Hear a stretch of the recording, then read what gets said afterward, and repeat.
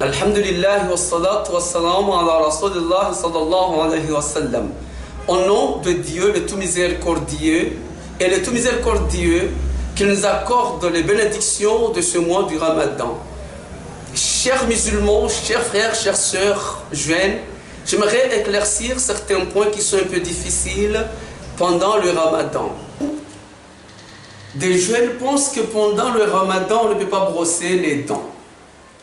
Brosser les dents, c'est nécessaire pour un musulman à tout moment, comme disait le bon prophète Muhammad sallallahu alayhi wa sallam. Il nous a dit لولا أن أشق على أمتي لأمرتهم بالسواك عقب كل صلاة. Le prophète voit que ça sera difficile de nous prôner de se brosser devant toute prière. Ceci nous montre que Dieu nous a le prophète Muhammad sallallahu alayhi wa sallam nous a suggéré de brosser les dents devant toute prière. Il n'a pas dit pendant le Ramadan et hors du Ramadan, mais il nous a demandé à tout moment de brosser les dents devant les prières. Donc pendant le Ramadan, on peut brosser les dents en dentifrice pendant la matinée. Mais en plein jour et le soir, on doit utiliser un datier ou bien les brosser à dents traditionnels comoriens. Ça va y aller. On peut brosser les dents, tout le monde a bien compris.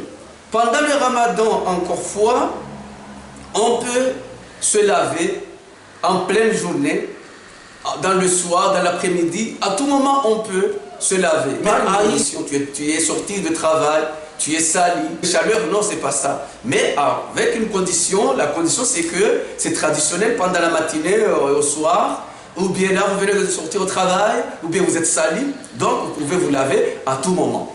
Ça, c'est pas interdit. On pense que pendant le Ramadan, on ne peut pas mettre du parfait. On peut mettre n'importe parfait pendant le Ramadan. Parce que si vous avez mis du parfait, il y a des anges qui tournent autour de toi parce qu'ils aiment une bonne odeur. N'en parlons plus pendant le Ramadan, là où nous faisons beaucoup de prières et d'ibada. Donc il est temps, il est nécessaire, vous voyez, de mettre beaucoup de parfum pour que les anges tournent autour de nous. Là, c'est permis pendant le Ramadan. Durant le Ramadan, on peut se comporter bien. Les femmes, les hommes, les filles, tout ça, on peut se comporter bien avec un bon hijab, avec un bon boubou, avec un bon pantalon, avec des cravates, vous voyez, on peut se comporter bien pendant le Ramadan. Parce que le bon prophète a dit que ma communauté est suggérée et conseillée, vous voyez, de porter tous les bons vêtements dans toutes les mosquées. Même Allah subhanahu wa ta'ala, le bon Dieu, nous a dit de se comporter bien devant toutes les mosquées. Et pourtant, durant le Ramadan, tout le monde, vous voyez, séjourne dans les mosquées. Alors, on doit porter les bons vêtements les plus bons avec de bons parfaits, afin que nous trouvions beaucoup de récompenses durant le Ramadan. Dans le Ramadan, il est interdit à tous les moments, mais surtout le Ramadan, de consommer le tabac. Soit le tabac que nous mettons dans la bouche, ou que nous consommons dans les nez, ou de fumer. Tout type de tabac est interdit tous les mois, nous ne parlons plus pendant le Ramadan. Parce que la consommation du tabagisme durant le Ramadan, ça va faire une rupture automatique avec beaucoup de péchés. Durant les journées ou bien en pleine journée du Ramadan et que vous consommez tout type de tabac, alors votre jeûne a connu une définitive rupture avec plein de péchés. Pourquoi? Parce que parmi les produits toxiques, médicalement et religieusement, c'est interdit, c'est haram, c'est illicite de consommer tout type de tabac. Dans le Ramadan, en plus, il est interdit aussi, vous voyez, de faire des mauvais gestes durant les jours du Ramadan. Les gestes, c'est-à-dire, voyez, de sortir avec des femmes des autres, tout ça, c'est pas bon. Vous voyez, de pratiquer la sédonisation, ça c'est interdit dans tous les mois, mais surtout le Ramadan, c'est vraiment honteux, c'est dangereux. Bon, la question tourne autour de regarder une fille ou bien une femme autour de toi, ou bien de dire, voyez, quelque chose qui est immodéré dans la société, ou de mentir et tout ça. C'est Dieu qui sait. Est-ce qu'il va prendre le jeûne de celui qui a fait ces gestes, ou bien il va le désester? En tout cas, le bon prophète a dit, c'est lui qui ne laisse pas de mentir et de faire des mauvais actes pendant le ramadan ou bien pendant les journées du ramadan, pas la peine de laisser le manger et le boire. Il peut boire et manger durant le ramadan parce que son ramadan peut-être n'est pas acceptable. C'est ce que le prophète veut dire, que c'est lui qui ment, qui fait des mauvais actes, des mauvais gestes, et ces mauvais actes-là en pleine journée du ramadan. Donc ce n'est pas la peine pour lui de jeûner, mais il peut y faire la lecture comme le prophète a conseillé ces gens-là. Donc il reste à Dieu d'accepter un jeûne à celui qui voit des femmes, qui regarde les femmes, à celui qui parle des paroles immodérées et qui fait des gestes très mauvais pendant le ramadan. Allah subhanahu wa ta'ala va recevoir ce jeûne ou il va le rejeter. Tout ça, ce sont des trucs très importants que nous, les musulmans, surtout les jeunes, devront cerner très bien. Que voilà, brosser les dents, se laver en pleine journée, vous voyez, tout ça sont permis. Consommer tout type de tabagisme, c'est interdit. Aussi, une autre question a été demandée lorsqu'on a entendu le muezzin dans la prière de crépuscule vient d'appeler les gens et que la première lecture, on a consommé un type de tabac. Est-ce que le jeûne est acceptable ou n'est pas acceptable? Réellement, toute personne musulmane toute personne musulmane, tout homme musulman qui a consommé le tabac comme première lecture du jeûne, son jeûne n'est pas acceptable. Il est nul et non avenu. Tout type de tabac qu'on a consommé en premier comme première chose de la lecture du ramadan, votre ramadan est erroné, n'est pas accepté. Il est encore fois une personne qui a consommé, voyez, une femme ou bien un homme comme première lecture du ramadan, son jeûne est nul et non avenu avec beaucoup de péchés. Mais une grande question a été aussi demandée à un mari devant sa femme ou une femme devant son mari. Il a fait sa première lecture et rencontre sexuelle entre les deux. Est-ce que son jeûne est acceptable ou n'est pas acceptable? C'est-à-dire faire des rapports avec ta femme ou bien la femme avec son mari. Comme première lecture, en attendant le muezzin, là, la première lecture, c'est-à-dire le premier geste de faire la lecture du ramadan, c'est de se faire fusionner. Est-ce que là, le jeûne est accepté ou n'est pas accepté? Certains ulémas disaient que leur jeûne c'est accepté. Pourquoi? Parce que Allah subhanahu wa ta'ala nous a dit dans le Coran Nisa'ukum harthun lakum fa'tu harthakum an nashi'tum. C'est-à-dire que nos femmes, c'est notre culture, notre agriculture. On peut entrer dans notre champ à tout moment, à tous les temps que nous voulons dans notre champ.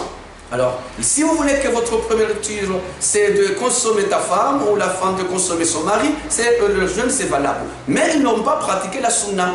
Parce que la sunna, ce n'est pas de consommer la femme comme première lecture. On peut consommer la femme lorsque tu as déjà fait la lecture du jeûne. Après cette soirée-là, jusqu'à la nuit, tu peux jouer avec ta femme. Tu peux faire coller l'appétit avec ta femme durant les nuits et voyez, les soirées du ramadan. Mais en pleine journée, c'est interdit. Dans ce sens, nous voulons véhiculer ce message que le bon prophète nous a conseillé durant le ramadan de faire certaines choses pour avoir beaucoup de récompenses. Premièrement, quand nous voulons avoir beaucoup de récompenses dans le ramadan, on devrait déjeuner, c'est-à-dire faire la lecture du jeûne, que voyant le coucher du soleil, directement on devrait faire la lecture du ramadan. C'est le bon prophète qui a dit que c'est ma communauté restera dans la paix, dans la tranquillité et avoir beaucoup de récompenses lorsqu'ils font une lecture du jeûne très tôt, vous voyez, et manger aussi, vous voyez, le as-suhour, c'est-à-dire le tsahou, c'est en comorien, c'est de manger le repas nuptial, c'est de manger le repas nuptial. Ces deux choses-là vont appeler beaucoup de récompenses et beaucoup de tranquillité dans la communauté musulmane. Et quelles sont en fait les choses que nous faisons, que nous précédons à faire la lecture du jeûne? La première chose que nous devons consommer en premier, c'est la date. 3, 5, 7, jusqu'à 9, en tout cas, qu'elles soient des dates impaires. On consomme en première chose, comme première lecture du jeûne, la date. Quand on a consommé ça, on a suivi la sunna, on perçoit beaucoup de récompenses et on sera en paix et en tranquillité lorsque nous consommons la date comme première lecture. C'est de consommer, voyez, les dates après le coucher du soleil. Certains villages au Comores, on voit le coucher du soleil, vous voyez, comme Bambaniambo, Maroni, Ikonim, certaines villes au Comores, vous voyez, ou bien à Gazidja, on voit le coucher du soleil. On regarde lorsque le soleil se couche, directement on mange les 3 dates. Là, tu auras beaucoup de récompenses. Si tu n'as pas trouvé de dates, ici au Comores, il n'y a pas de dates, il n'y a pas beaucoup de dates. Il faut acheter les dates pour manger. Donc au Comores, si on ne trouve pas les dates, on utilise de l'eau fraîche. On boit 3 goûts de l'eau comme première lecture après le coucher du soleil. Là, on aura beaucoup de récompenses. Si on n'a pas trouvé, vous voyez, de l'eau, donc on va manger, on va boire du thé ou bien du café. En tout cas, ce qui est bon, c'est la date ou bien de l'eau fraîche.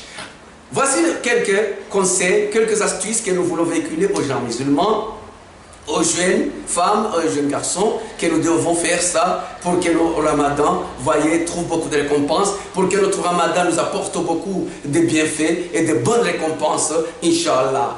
Pour jusqu'à là, pas mettre au fait mes propos avant que je passe toutes mes salutations au monde musulman et toute personne qui aime mes émissions et toute personne qui contribue pour que mes émissions passent très bien, notamment mon équipe technique à la tête Aruna Chamassi et Abdallah Mansour, sans oublier Alvaro Transit, l'endroit où quand même on fait passer beaucoup de nos émissions.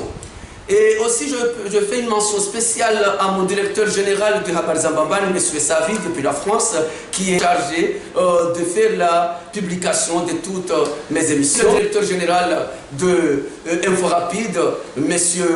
Maître Msouti, toutes ces personnes, je véhicule tous mes sincères remerciements et je vais faire une mention spéciale, Inch'Allah, et que notre jeûne soit accepté. Et j'invoque à Dieu à ce que les Comores soient en paix, en tranquillité et que nos vies soient chamboulées pour que nous trouvions une bonne vie d'ici au-delà, Inch'Allah, et que notre dernière demeure, c'est le paradis, vous les musulmans, et que tout le monde soit en paix, où que vous soyez. Je vous salue tout le monde, et je vous aime, et je vous dis gardez-vous bien car chaque jour est une vie, je vous embrasse tous.